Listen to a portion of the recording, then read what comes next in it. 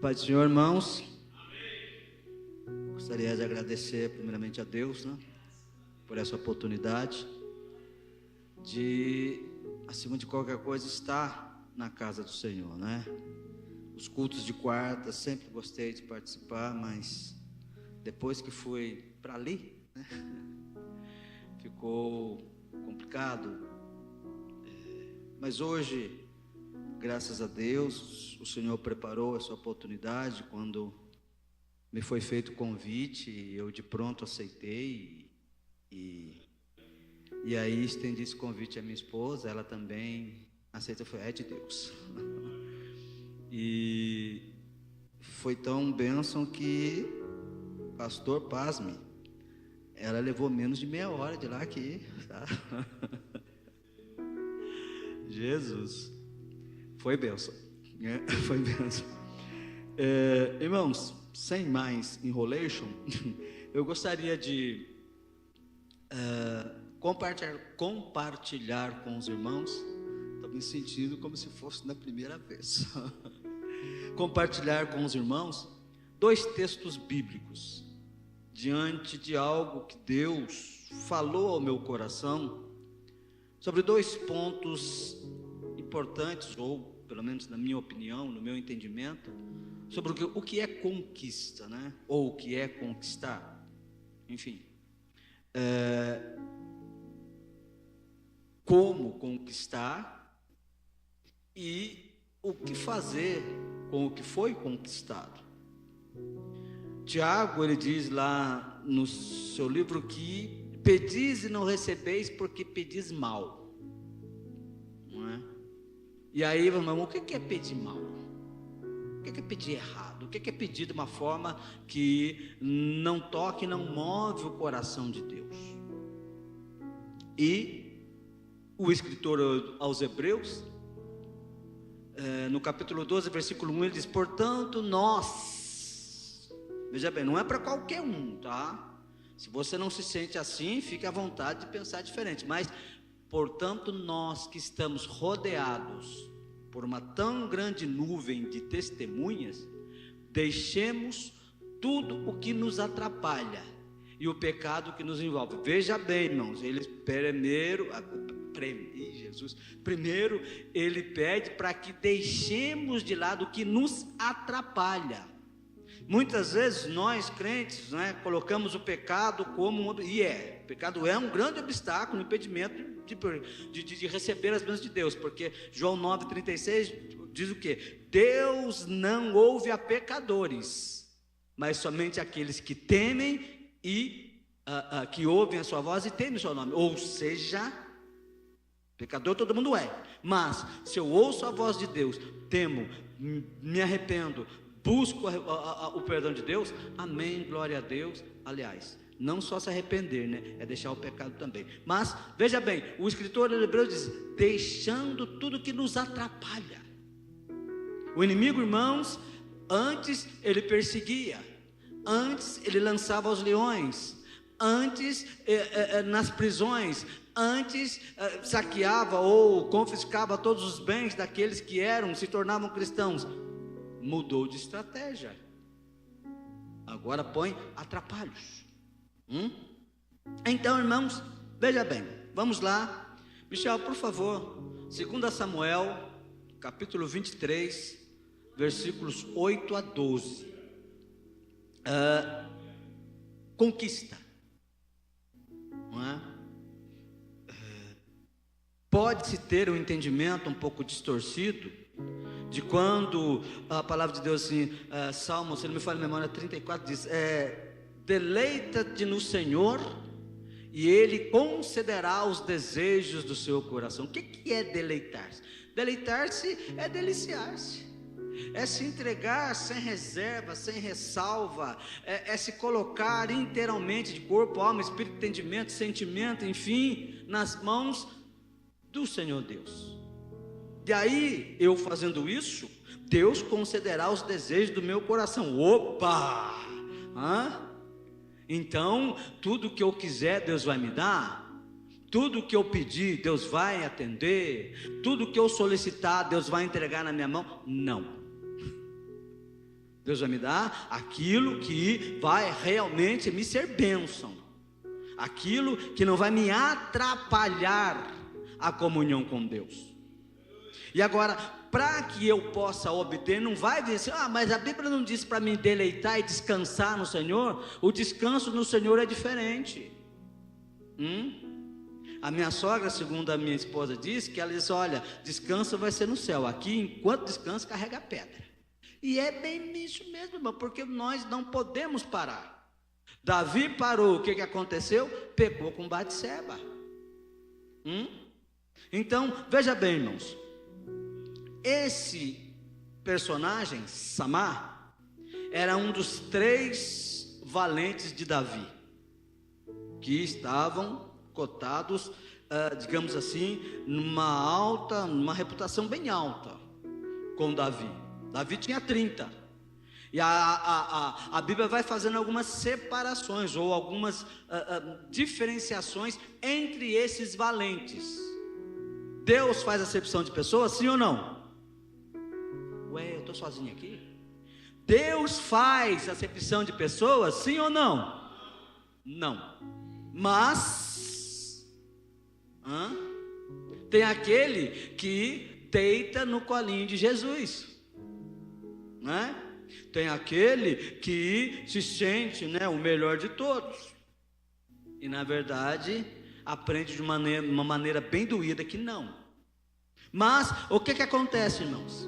Esse Samá é o personagem ou um dos valentes de Davi, que eu gostaria de tentar passar para os irmãos como ele se porta como um conquistador.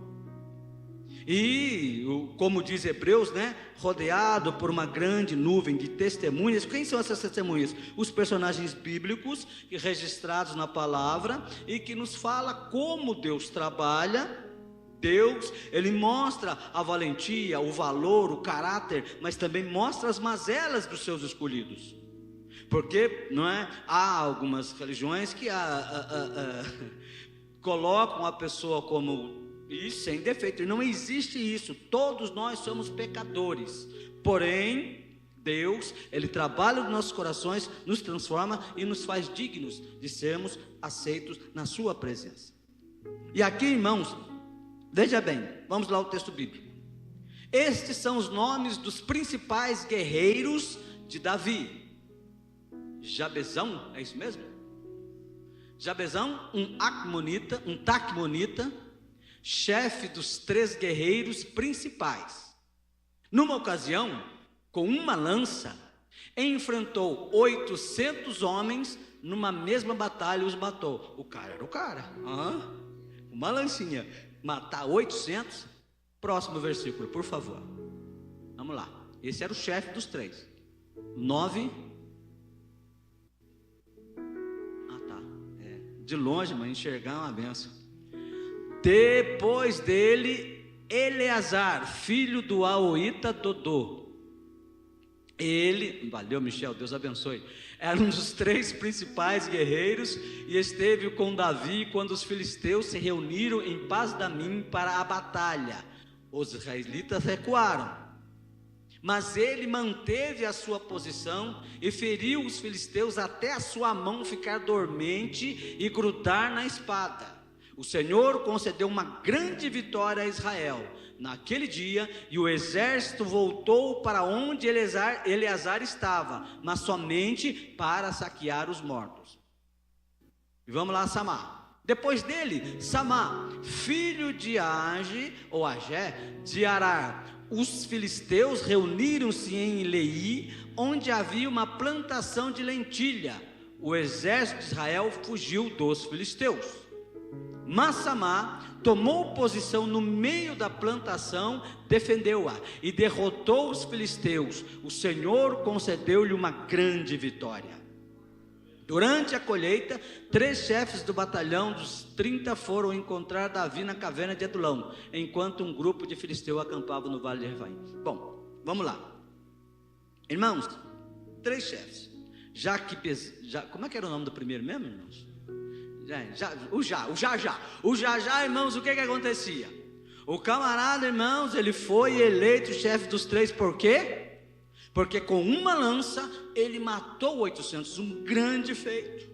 Algo que o exaltou, que o enalteceu, que mostrou o seu valor, a sua coragem, o seu destemor, a sua ousadia, a sua intrepidez, a sua entrega, enfim, algo que o colocou e o capacitou a ser chefe dos 3 principais guerreiros de Davi. Eleazar, o que é que acontece? Os filisteus vêm atacar. Qual é o prêmio do Jajá? Ser chefe dos 3. Eleazar, ele está lá, os filisteus invadem Israel, ele para no meio do campo, todo mundo dá no pé. Ele não, ele se para e com a espada, irmãos, ele dizima, ele rechaça, ele destrói, ele mata os invasores, a ponto da mão ficar dormente e a espada grudar na mão do cara. É mais ou menos você fazendo uma atividade e tal, de repente se esforça tanto, se dedica tanto, se aplica tanto, usa tanto aquilo, que parece que o negócio faz parte da sua mão, não sai, não cai. Qual é o prêmio do Eleazar? Uma grande vitória dada a Israel, e o exército volta só para saquear os despojos. Daí vem Samar, novamente os filisteus invadem, só que invadem um campo de lentilha, um campo de feijão, algo que, enfim, não tinha tanto valor assim, mas para Samar tinha. Samar não fez distinção do valor físico, material, mas de mostrar que aqui não, aqui ninguém vai fazer gracinha não, aqui ninguém vai tomar o que Deus me deu não, aqui ninguém vai pisotear, tripudiar sobre aquilo que Deus concedeu a mim, não. E aí que está, irmãos, na minha opinião, o maior prêmio: reconhecer aquilo que lhe foi dado e lutar por aquilo que lhe foi concedido. Não deixar, irmãos, que a opinião de segundo, mas por que um campo de lentilha? Podia deixar, se arriscou à toa, se arriscou por nada, ou colocou a vida em risco por causa de um campo de lentilha. Não interessa o valor daquilo que ele defendeu. O que interessa para ele foi Deus que deu, foi Deus que colocou, foi Deus que abençoou. Então eu vou lutar por minha bênção. O problema do ser humano, irmãos, é muitas vezes fazer uma distinção entre aquilo que está em jogo, aquilo que está em pauta. Eu fui convocado para pregar para 5 pessoas, vou pregar como se estivesse pregando para 500. Eu fui escalado para lavar o banheiro, vou lavar de uma forma em que vai ser o banheiro mais lavado das igrejas de Campo Grande. Vai ser de uma forma que quando a pessoa chegar lá no portão vai sentir o perfume do banheiro que eu lavei. Por quê? Porque eu estou fazendo para Deus, eu estou fazendo para o Senhor, eu estou fazendo para aquele que verdadeiramente é o dono de todas as coisas. Samar, irmãos, ele não se importa com aquilo que está em jogo. O que para ele é importante é que aqui ninguém vai levar o que Deus me deu. E aí está, irmãos, no contexto espiritual, aquilo que Deus te deu. Qual foi o dom que Deus colocou? É cantar? Então zele. É tocar? Então zele. É ficar sentadinho aí intercedendo? Então interceda. Mas verdadeiramente faça com toda a força do seu coração e com a certeza que aquele que Deus está vendo e aquele que Deus recompensa, aquele que Deus exalta, aquele que Deus abençoa, aquele que Deus prospera. Por quê? Porque Deus deu, veio dele, volta para ele, é dele, e é ele que reconhece, é ele que abençoa, é ele que premia. Samar, irmãos,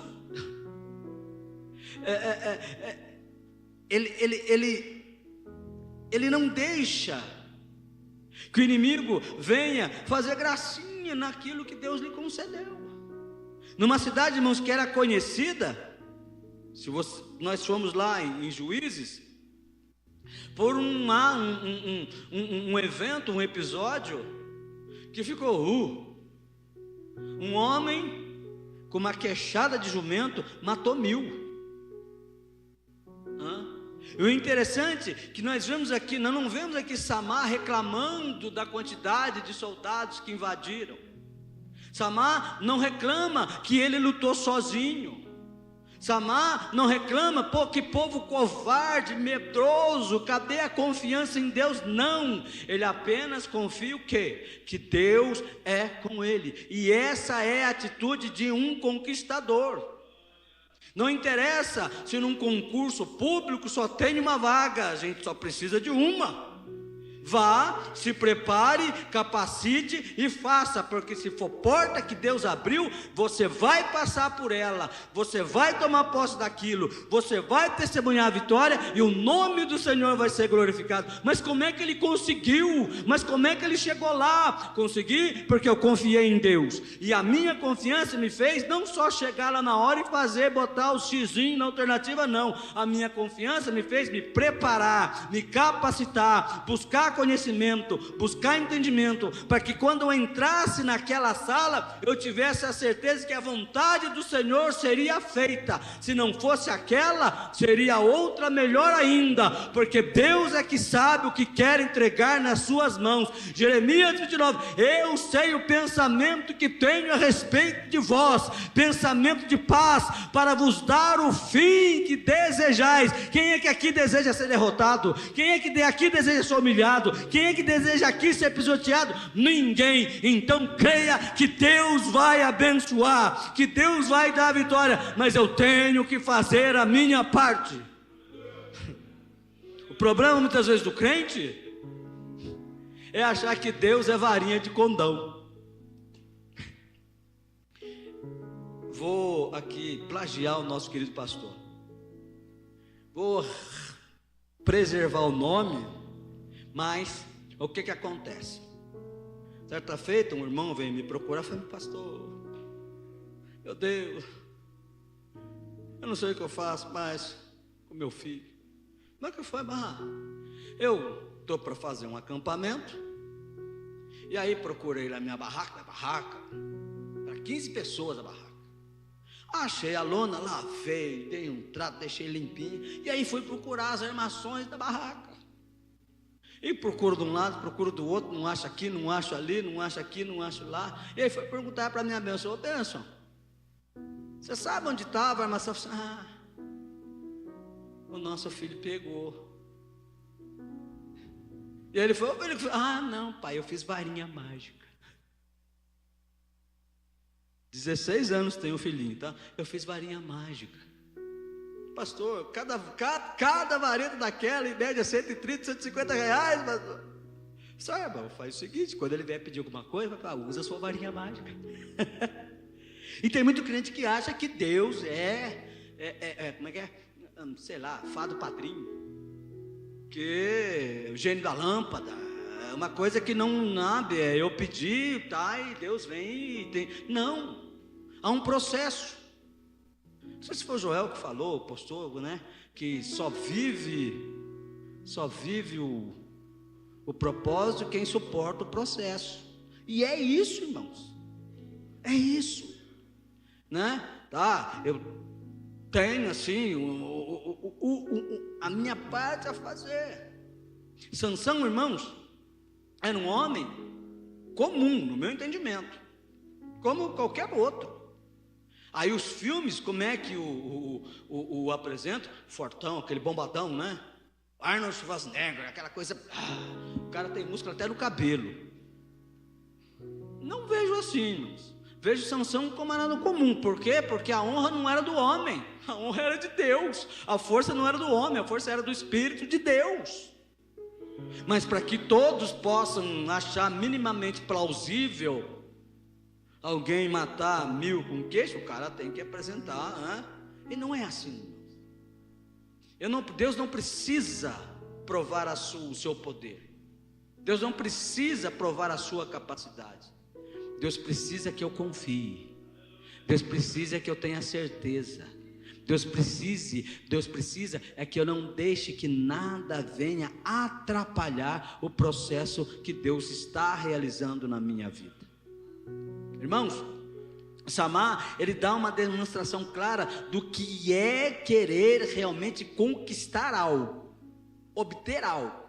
Enquanto os outros dois dos três fizeram feitos gloriosos aos olhos dos homens, Samar vai lá e defende um campo de lentilhas, mas era dele, era aquilo que para ele tinha valor, não apenas pelo trabalho que deve ter tido em preparar a terra, em semear as lentilhas, não, mas principalmente porque foi terra que Deus deu, foi algo que Deus colocou na mão dele.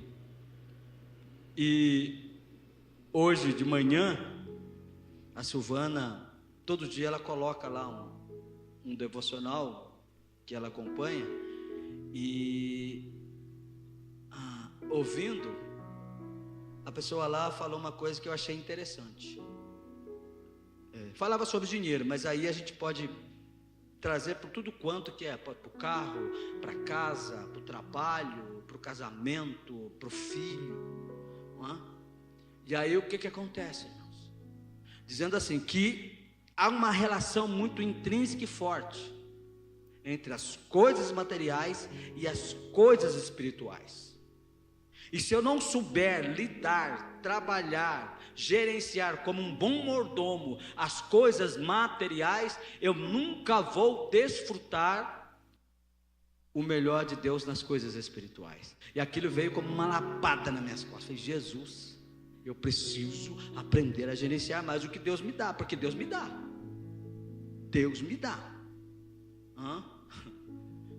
E aí o que acontece, irmãos? Samar, ele personifica muito isso, valorizando um campo de lentilhas.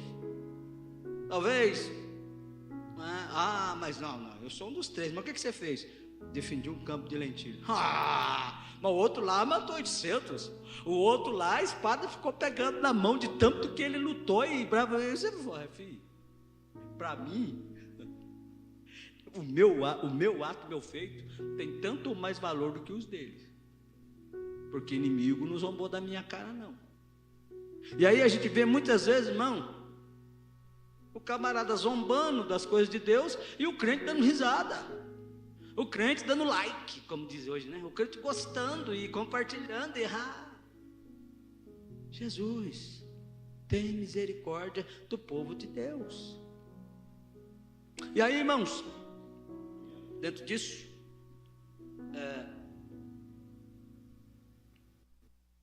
eu gostaria de ir para um segundo texto, a lei sobre o conquistador, e agora eu gostaria de falar com os irmãos sobre como trabalhar aquilo que é conquistado. Eu gostaria de falar de um rei chamado Jeosafá, um rei que era filho de um outro rei que também temente a Deus, rei Asa, né? O que naquele tempo era um feito maravilhoso, porque o povo de Judá intercalava rei justo com rei ímpio, rei justo e rei ímpio. E Jeosafá, embora sendo um rei que teve assim, né, biblicamente registrado os seus feitos de uma forma, ainda deu umas escorregadinhas, né? Mas enfim, vamos lá. 2 Crônicas, capítulo 20, por favor, Michel. É uma leitura um pouco extensa, mas os irmãos que já me viram ministrar sabem que eu não sou muito de... Mas para que possa se ter uma noção, eu gostaria de ler com os irmãos. 2 Crônicas 20, do versículo 1 ao 30, diz assim: Depois disso, os moabitas e os amonitas, com alguns dos meunitas, entraram em guerra contra Josafá. Então informaram a Josafá: um exército enorme vem contra ti de Edom, do outro lado do Mar Morto, já está em Hazazon Tamar, isto é, em Gedi. Alarmado, Josafá decidiu consultar o Senhor e proclamou um jejum em todo o reino de Judá. Reuniu-se, pois, o povo vindo de todas as cidades de Judá para buscar a ajuda do Senhor. Josafá levantou-se na assembleia de Judá e de Jerusalém, no templo do Senhor, na frente do pátio novo, e orou: Senhor, Deus dos nossos antepassados, não és tu o Deus que está nos céus? Tu dominas sobre todos os reinos do mundo, força e poder estão em tuas mãos, e ninguém pode opor-se a ti. Não és tu o nosso Deus, que expulsaste os habitantes desta terra perante Israel, o teu povo, e a deste para sempre aos descendentes do teu amigo Abraão? Eles a têm habitado e nela construíram um santuário em honra ao teu nome, dizendo: se alguma desgraça nos atingir, seja o castigo da espada, seja a peste, seja a fome, nós nos colocaremos em tua presença diante deste templo, pois ele leva o teu nome, e clamaremos a ti em nossa angústia, e tu nos ouvirás e nos salvarás. Mas agora, aí estão habitantes dos montes de Seir, cujos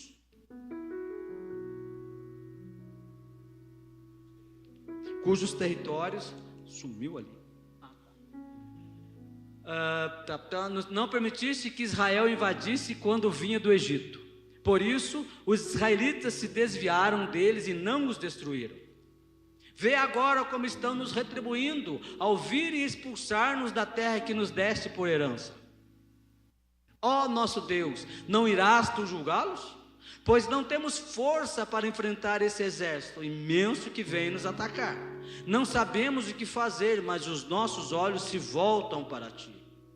Todos os homens de Judá, com suas mulheres e seus filhos, até os de colo, estavam ali em pé diante do Senhor.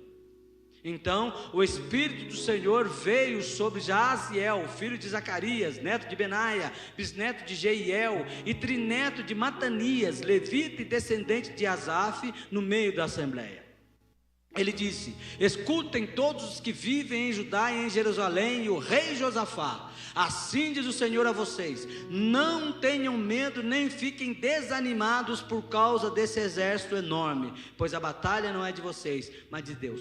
Pausa. Veja bem, irmãos, Josafá, ele faz um rebuliço no reino de Judá.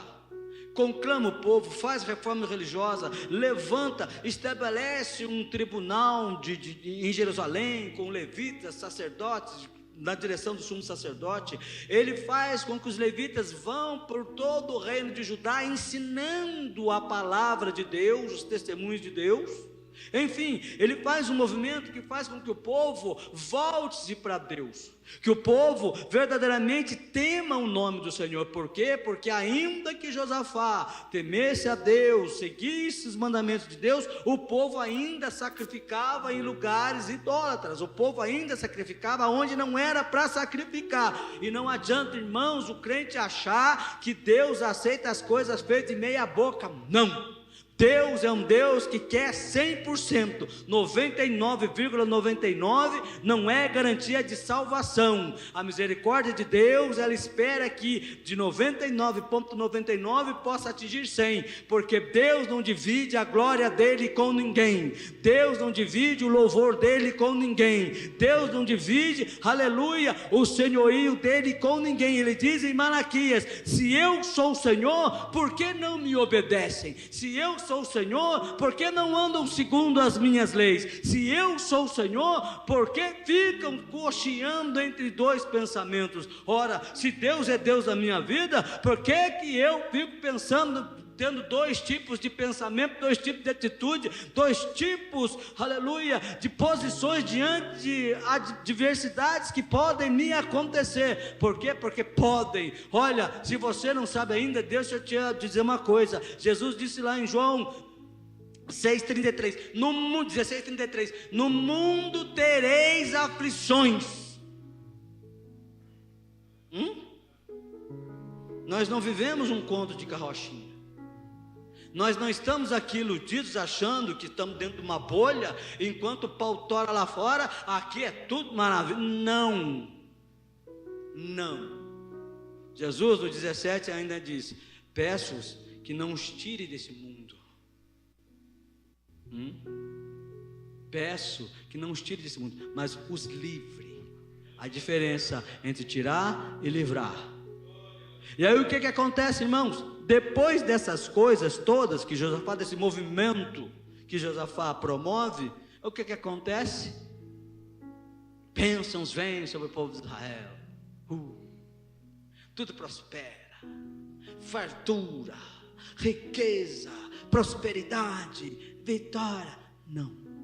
Um exército de quase 1 milhão de soldados se levanta contra o povo de Israel.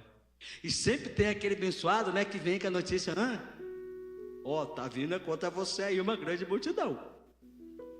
Tipo assim, e agora? E agora?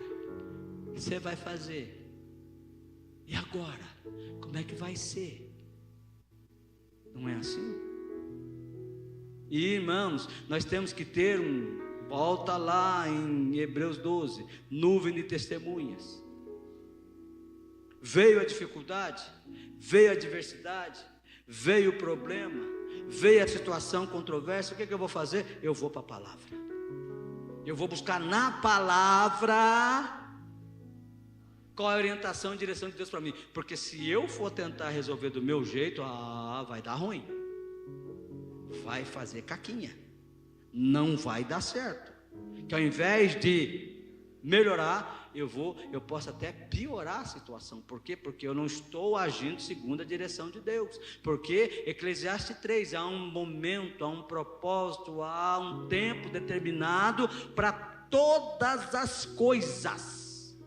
E se há um tempo, quer dizer que tempo o que é? Há um começo, há um meio e há um fim. E quem determina esse começo, esse meio e esse fim, não sou eu. É o Senhor, dono de todas as coisas, inclusive da minha vida. A certeza que nós temos que ter, irmãos, como Josafá teve, é aonde buscar o socorro, é aonde buscar a direção. Josafá, para onde que ele vai? O que ele faz? Ele conclama todo o povo, até as criancinhas de colo, até os bebezinhos, todo mundo lá de pé. Hoje o crente não consegue ficar nem mais 40 minutos andando no banco, já e coça aqui, coça ali, enfim. Mas todo mundo de pé, e ele orando, e ele busca o Senhor. Aí, Senhor, veja bem, olha só quem está vindo, aquele povo que o Senhor não permitiu que a gente atacasse, e como é que eles estão retribuindo agora? Como é que eles estão agindo agora? Eles estão querendo nos expulsar da terra que o Senhor nos deu. Olha o que Josafá está falando ali, irmãos. Foi o Senhor que deu, foi o Senhor que entregou. É mais ou menos, irmãos, a que a Sunamita falou. Quando Eliseu disse que ela ia ter um filho, ela falou assim: por favor, amigo de Deus, não minta para mim não. Por quê? Porque ela sabia que ela não podia ter filho. E já tinha até se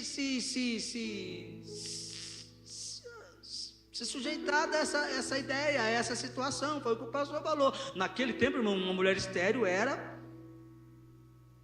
Veja o caso de Ana, veja o caso de Sara. É só ir lá nas nuvens de testemunho, irmãos, e ver verdadeiramente o que significa aquela situação. E aí, irmãos, o que acontece? A Sunamita faz? O filho vem. E alguns historiadores dizem que o menino tinha entre 9 e 12 anos, que é a idade que o menino começa a acompanhar o pai nas atividades que o pai faz. E aí, menino, ai minha cabeça, o pai fala: leva lá para a mãe. E quando chega, o menino morre. O que ela faz? Ela vai, coloca o guri na cama e fala: vamos lá na casa do profeta, e não para. E aí Eliseu quer terceirizar o serviço, né? Fala para Geazi, ele fala: a Sunamita está vindo aí, vai lá e vê o que ela quer. E ela falou: não, minha conversa não é contigo, meu papo não é contigo. Meu irmão, se chegou até você, é para você.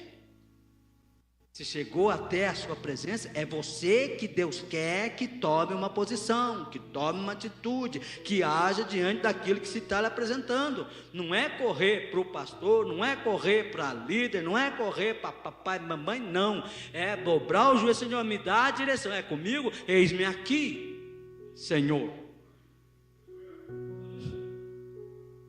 E aí o que acontece? Deus fala, Eliseu fala: Geazi, Senhor, não disse para o senhor para não mentir para mim? Meu filho está lá, morto, e agora? Aí Eliseu: Geazi, vai lá, toma meu cajado, ou seja, a minha autoridade, né? Vai lá e coloca em cima do menino. Geazi vai, olha. E amanhã ainda vai, pessoal: não, mestre, eu não vou sair daqui, se o senhor... E Eliseu vai. Eliseu se põe sobre o menino, dá a volta, tá? Então o menino espirra e volta à vida. Josafá, irmãos, segue o mesmo procedimento, guardadas as devidas proporções, mas vai buscar. Ele não fica quietinho, parado. Por quê? Porque ele sentiu medo. Josafá sentiu medo. Qual é a palavra do profeta para Josafá? Povo de Jerusalém, de Judá, e o rei Josafá: não tenham medo. Precaução é diferente de medo. Prudência é diferente de medo. O medo paralisa. O medo cega. O medo impede de sentir e ver a presença e a mão de Deus. O medo faz com que as promessas de Deus, a palavra de Deus, não tenha mais a mesma importância, o mesmo peso, o mesmo sentimento no meu coração. E o profeta fala: não tenham medo. E aí, irmãos, não só anima, como dá a direção. Aí vem a direção: amanhã, já voltou ali. Amanhã desçam contra eles, eis que virão pela subida de Ziz, e vocês os encontrarão no fim do vale, em frente do deserto de Jeruel.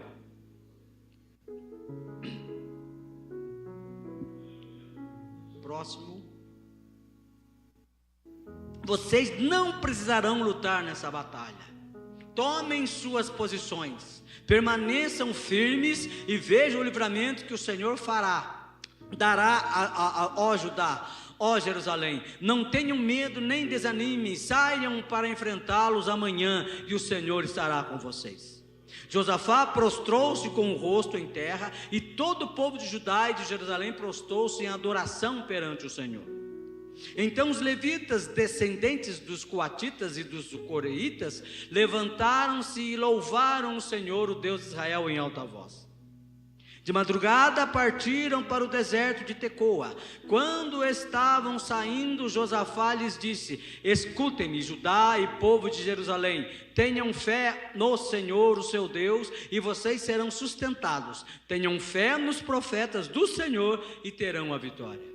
Depois de consultar o povo, Josafá nomeou alguns homens para cantarem ao Senhor e o louvarem pelo esplendor de sua santidade, indo à frente do exército, cantando: deem graças ao Senhor, pois o seu amor dura para sempre. Quando começaram a cantar e a entoar louvores, o Senhor preparou emboscadas contra os homens de Amon, de Moabe e dos montes de Seir, que estavam invadindo Judá, e eles foram derrotados. Os amonitas e os moabitas atacaram os dos montes de Seir para destruí-los e aniquilá-los. Depois de massacrarem os homens de Seir, destruíram-se uns aos outros. Veja, irmãos, veja bem a estratégia de Deus, como Deus é maravilhoso. E como diz, Paulo, ele confunde o sábio na sua sabedoria. Como é que pode? A configuração do exército para uma batalha era mais ou menos a seguinte: iam lá os que tinham espada, escudos, lanças na frente. Depois atrás, os que tinham enxada, foice, alguma ferramenta que pudesse ser usada como arma. E no fundo, no último, na rabeira, ia um povo com pau, com pedra, qualquer coisa que podia ser usada para atacar o inimigo. O que Deus manda fazer?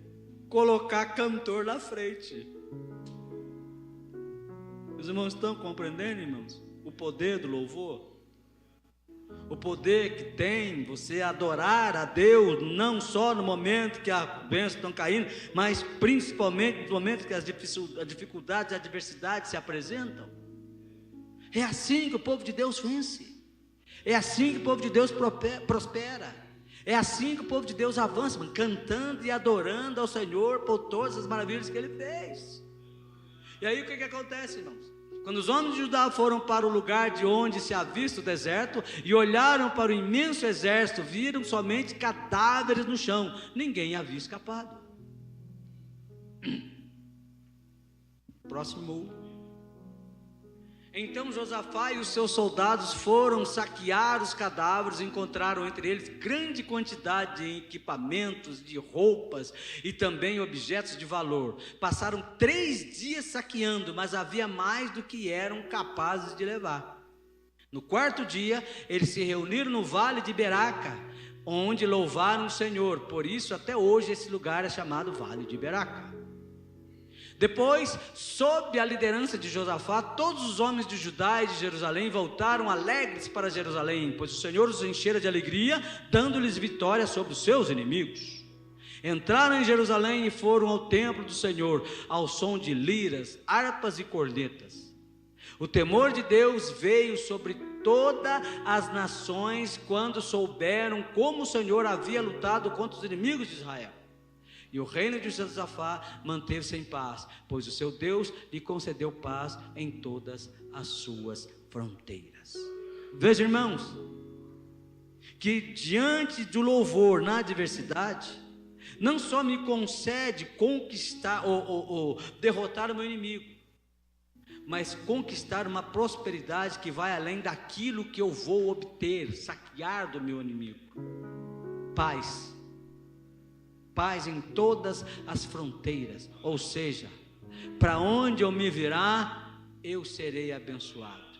Para onde eu colocar os pés, haverá bênção, haverá prosperidade, haverá vitória, haverá conquista, haverá o nome do Senhor sendo glorificado. Por quê?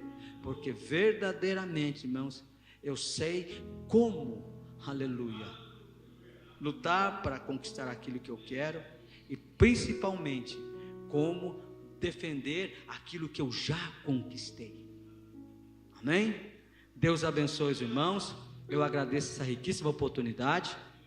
Peço aos irmãos que continuem orando por mim, pela minha família. Amanhã eu tenho que levar o meu pai lá no São Julião, dando prosseguimento a um pedido de cirurgia de catarata que ele vai se submeter, e nós achávamos que seria amanhã a cirurgia, né, pastor? Mas não, vai ser uma consulta para avaliação, penso eu, de como vai ser feito, o que vai ser preciso, enfim. E o meu pai, coitado, ele já estava até falando em fazer em jejum, aquela coisa toda, e agora não quer nem chegar no horário, não precisa chegar cedo, não vai operar amanhã mesmo. Então, orem pelo meu pai, ele carece muito das orações dos irmãos, a situação dele provoca no coração dele muita angústia, muita aflição, muita tristeza às vezes ele fica um pouco deprimido, mas com certeza eu creio que Deus, como diz a palavra, nessa peleja nós não teremos que pelejar, porque a peleja não é nossa, mas de Deus. Amém? Deus abençoe os irmãos. Vamos orar, irmãos, agradecer por esse culto e que nós possamos, irmãos, estar sempre firmes, fortes e convictos de que se Deus é por nós, ninguém será contra nós. Amém? Senhor nosso Deus, em nome de Jesus, Pai, queremos louvar o Teu nome, ó Deus, por esses momentos, Pai querido, de louvor, de oração, de oferta, de entrega.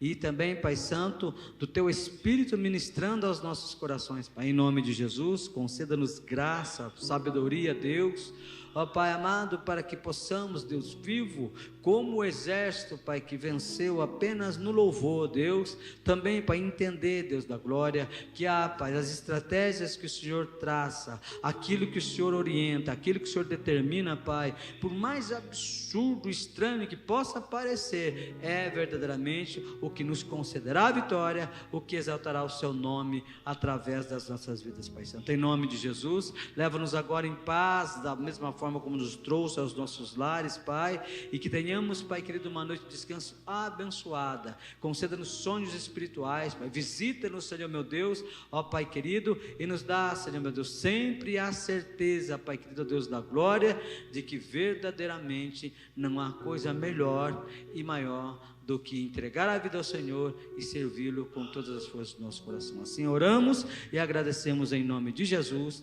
Amém e graças a Deus. E que o grande amor de Deus, a graça de nosso Senhor e Salvador Jesus Cristo e a comunhão do Espírito Santo seja com todos que amam e aguardam a sua vinda. E quem crê diz, amém. Terminado em nome de Jesus.